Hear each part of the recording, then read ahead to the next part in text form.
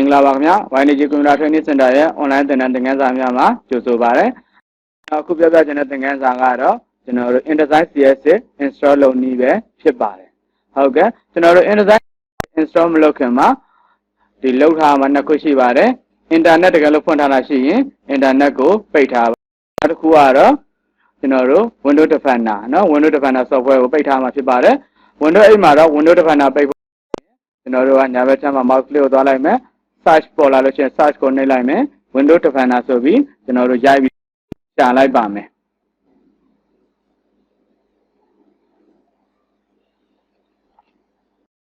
Okay, window to Fanasobi, Babi, to July Bame. Elation say Nivare, setting with Dame, down on real time so that count you, Manchester Liba, Manchester with say Chengo, Nailaiba. That's Jela White, as we know, do EAC file ကိုမဖြတ်တော့ပါဘူးเนาะဘိုင်းရမစစ်တော့ပါဘူးခဏပိတ်ထားလိုက်အဲဆိုရင်ပြန်ထွက်လိုက်ပါမယ်ပိတ်လိုက်ပါပြီဟုတ်ကဲ့ Windows တစ်ဖက်နာလည်းပိတ်ပြီးသွားပြီ Internet လည်းပိတ်ထားပြီပြီးတဲ့အခါမှာတော့ကျွန်တော်တို့ InDesigne CS6 ကို install လုပ်ဖို့အတွက် software file နှစ် file လိုပါတယ်ပထမ file ကတော့ InDesigne software ဖြစ်ပြီးတော့နောက်ထပ် CS6 CP ဆိုတဲ့ zip file ကတော့ကျွန်တော် license key ရဲ့ sub file တွေရဲ့တက်ခွဲထည့်ထားတာဒီနှစ် file ကိုလိုပါလိမ့်မယ်ဟုတ်ကဲ့ဒီတော့ကျွန်တော်တို့ဒီ zip file တစ်ခုကိုပြန်ဖြည့်ထားပါမယ်ဖြည့်ဖို့အတွက်ဆိုရင်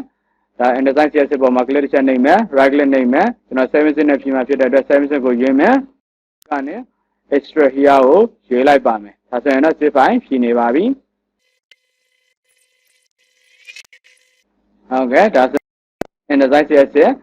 zip file ကဖြည့်ပြီးတော့ဒီမှာ software file ရောက်လာပြီနောက်ထပ် CS6 CP ဆိုတဲ့ zip file ကိုလည်းကျွန်တော်ဖြည့်ထားပါမယ်နော်7 extra here ပဲရွေးလိုက်ပါမယ်နော် desktop ပေါ်မှာပဲဖြည့်ထားလိုက်မယ်ဟုတ်ပြီဒီ zip file တစ် file တော့ဖြည့်ပြီးသွားပါပြီ CS6 CP နဲ့ကျွန်တော်တို့ InDesigne CS6 နဲ့ဒါဆိုရင် InDesigne CS6 software ကိုဖြစ်တဲ့အတွက် InDesigne CS6 ကိုကျွန်တော်တို့ဒီဘက်နော် folder ကိုဖွင့်လိုက်ပါမယ်နိုင်ရင်ဒီမှာ InDesigne CS6 ဆိုပြီး application ရှိပါတယ်သူ့ကို click တစ်ချက်နှိပ်မယ် right click နှိပ်မယ် run as administrator ကိုရွေးလိုက်ပါမယ်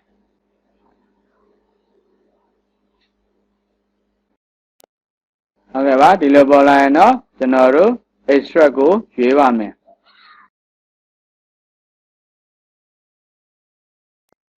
ဟုတ်ကဲ့ပါအခုဆိုရင်တော့ကျွန်တော် extract ဖြည့်ပြီးသွားပြီဒါဆိုရင် InDesigne CS6 ဆိုပြီး folder လေးပေါ်လာပါပြီသူ့ကိုကျွန်တော်ပါဖွင့်ရလို့ရှိရင်ပေါ်လာတာတဲ့မှာ software ဆိုတော့ folder တဲ့ကိုထပ်ပြီးဝင်ပါမယ်ဒါဆို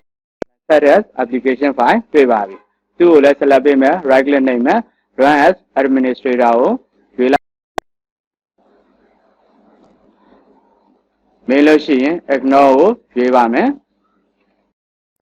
အဲဆိုရင် install စလုပ်နေပါရင်နော်အပြင်က file လေးကိုကျွန်တော်တို့ minimize ချထားလိုက်မယ်နော်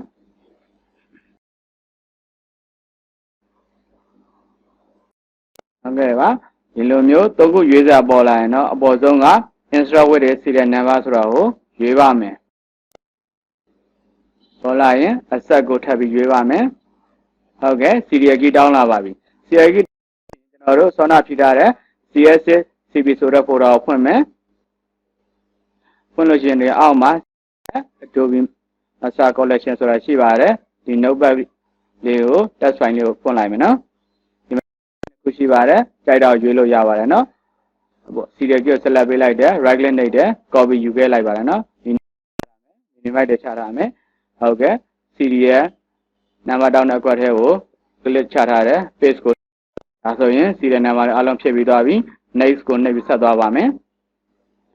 ဒီလိုမေးလာခဲ့ရင်တော့ကျွန်တော်တို့က internet ပါဘူးဒါကြောင့် contact later connect later ကိုပဲရွေးပါမယ်နော်ဒါကဆိုရင်ကျွန်တော်တစ်ခုတည်းကို install လုပ်တာပါနော်ဒီတော့ဘာမှရွေးစရာမလိုပါဘူးနော် next install ကိုဆက်သွားပါမယ်ကျွန်တော်တို့ဒီမှာတစ်ချက်ကြည့်ရင်က InDesigne ကသူကကျွန်တော်တို့86ဆိုတော့ဒါ32 bit ပဲဒါ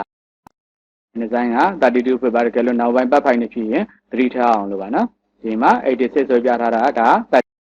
ပြောတာပါ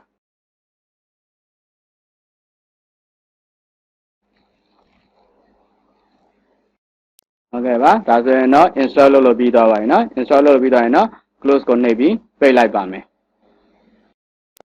ကျွန်တော်တို့ install လုပ်ပြီးCS6 CP folder ကိုပြန်ဖွင့်မယ်ပြန်ဖွင့်ပြီးဆိုရင် Adobe Creative Suite ဆိုတဲ့ folder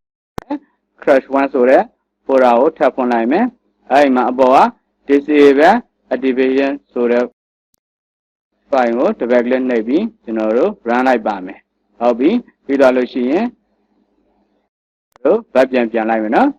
ဘက်ပြန်မယ် patch 2 file ကိုသွားပါမယ် patch 2 file ကို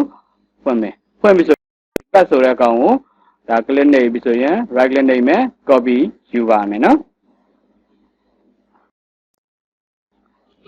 copy ယူပြီးပြီဆိုရင်တော့ကျွန်တော်တို့က C ထဲကို local disk C ထဲကိုသွားမယ် program သွားပါမယ်နော် program file မှာကျွန်တော်ရှင်းပြခဲ့တယ်ကျွန်တော်တို့က32 bit နော်86ဖြစ်တဲ့အတွက် program file သွားမယ် Adobe ထဲကိုသွားမယ် Adobe InDesigne ထဲကိုဖိုင်လည်းရပါတယ်ဒီအပြင်မှာပဲကျွန်တော်တို့ right click နှိပ်ပြီး paste လုပ်လို့လည်းရပါတယ်နော်ကိုယ်နဲ့ညကိုဒါ path file ကိုကျွန်တော်တို့ paste လုပ်ထားပါပြီအဲ့ path file ကိုကျွန်တော်တို့ click နှိပ်မယ် right click နှိပ်မယ် run as administrator ကိုရွေးလိုက်ပါမယ်ဟုတ်ပြီအဲ့လိုမျိုးပေါ်လာလို့ရှိရင်ဒီမှာ page လို့နှိပ်လိုက်ပါအဲ့ဒီပြည့်ပြီးဒီနေရာလေးမှာကျွန်တော်တို့ကအဲ့ဆိုရင်တော့ပြီးပါပြီတိုက်လို့ရဟုတ်ကဲ့ပြီးပါပြီပိတ်လိုက်ပါမယ်ကျွန်တော်တို့ InDesigne ဖွင့်ကြည့်အောင်ပါ InDesigne ဖွင့်ကြည့်ဖို့အတွက်ကျွန်တော် step ကိုသွားပါမယ် step ကနေကျွန်တော်ကတော့ဒီ download လို့နှိပ်ချလိုက်မယ်ကျွန်တော်သွင်းထားတဲ့ Adobe InDesigne CS6 သူ့ကိုတွေ့ပါပြီကျွန်တော် right click နှိပ်မယ် pin to text bar ကိုရွှေ့ထားလိုက်ပါဦးမယ်နော်ဒါကြောင့်ပြန်လိုက်တော့မယ်ကျွန်တော် desktop ကိုရွေးလိုက်မယ်ဒီမှာ InDesigne icon လေးက text bar ပေါ်မှာရောက်နေပါပြီကျွန်တော်တို့ဖွင့်ကြည့်ရအောင်ပါ